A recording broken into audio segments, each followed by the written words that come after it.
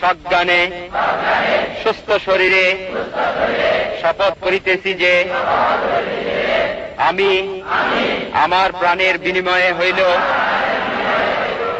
মুক্তিবাহিনীর একজন সৈনিক হিসাবে আমার মাতৃভূমির স্বাধীনতা সার্বভৌমিত্ব রক্ষার্থে সর্বশক্তি নিয়োগ করিব।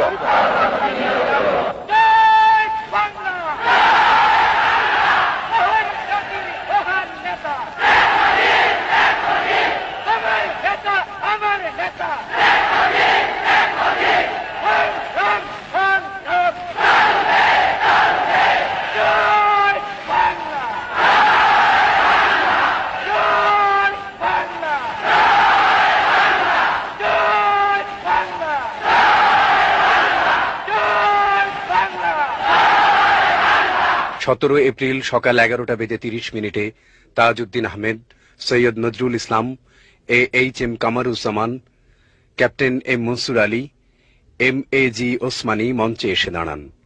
প্রাথমিক পর্যায়ে ক্যাপ্টেন মাহবুব গার্ড অব অনারের নেতৃত্ব দেন। সৈয়দ নজরুল ইসলাম অভিবাদন গ্রহণ করে জাতীয় পতাকা উত্তোলন করেন।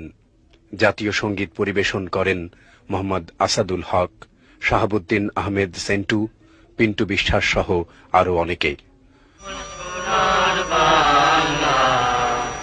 আমি তোমায় ভালোবাসি,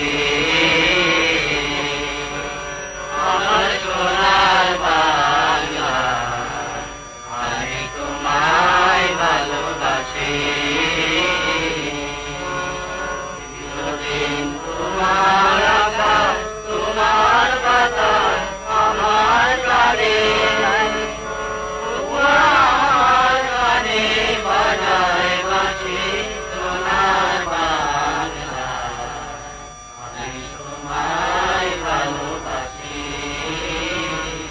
অধ্যাপক ইউসুফ আলী গণপ্রজাতন্ত্রী বাংলাদেশের স্বাধীনতার ঘোষণা পাঠ করেন এবং নবগঠিত বাংলাদেশ সরকারের শপথ গ্রহণ অনুষ্ঠান পরিচালনা করেন।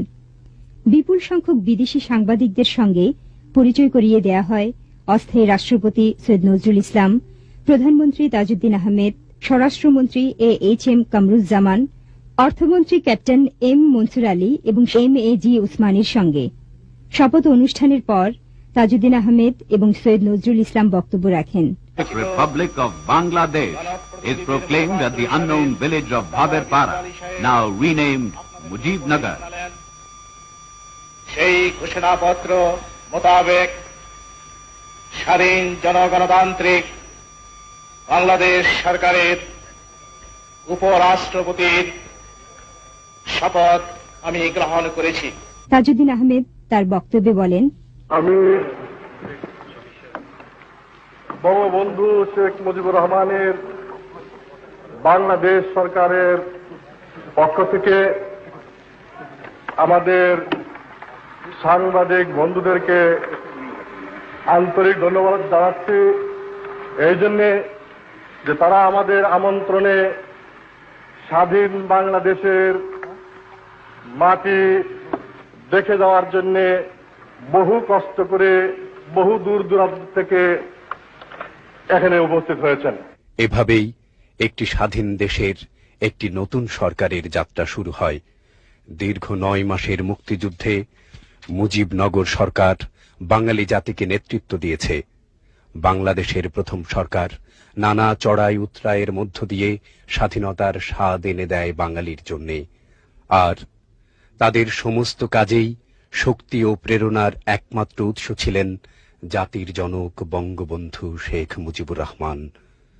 তাঁর প্রতি সশ্রদ্ধ সম্মান জানিয়ে স্বাধীন বাংলাদেশের প্রথম সরকার গঠনের এই ঐতিহাসিক ঘটনার স্থান মেহেরপুরের বৈদ্যনাথ তলার আম্রকাননের নামকরণ করা হয় মুজিবনগর। তাই বাংলাদেশের মহান স্বাধীনতার ইতিহাসে মুজিবনগর একটি অবিস্মরণীয় নাম। 1971 সালের 17 এপ্রিল মুজিবনগর দিবসটি হয়ে থাকবে একটি গৌরবোজ্জ্বল অধ্যায়।